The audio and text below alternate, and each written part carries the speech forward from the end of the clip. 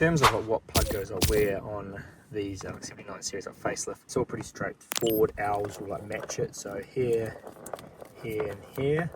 So this one is just for your steering wheel controls.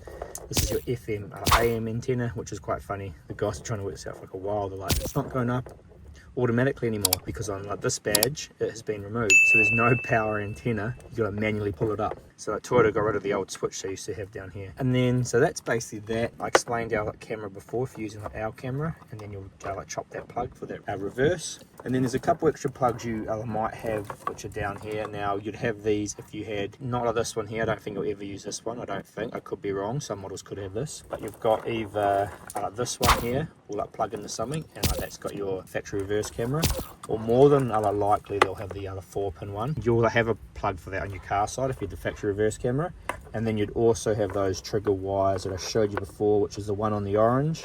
And I believe you'll either have that or you'll have a version which we actually chopped because we ran our camera, but you'd have like this one that there would plug into the one on the car side, and that would give you a trigger. So that's all your wires there. Now these will include in the kit, they call these small slick size Toyota ones. So I've just put our cable puller through here. You can pop out these by just getting a trim tool on the other side of them. Actually, like some of them have like wires behind them still. That one did, so these ones are okay. And then I'll take you through how you put in the rocker panel quick charge switch here. So actually, in fact, there's just two 10mm like bolts in the bottom, or like nuts. Undo both like those, and you can actually, this whole thing will just like pull off. Just go on this side, the whole thing will pull off, and it's much easier to run the wires. In the future, we'll include like a piggyback, so you can just actually unplug the cigarette power and piggyback the power off there. But for now, we've got a ground and an earth and a USB there. USB will go into one of our USBs to retain that. These we will just jump into, I'll show you in a little bit, but basically into our ACC power source and to this ground here.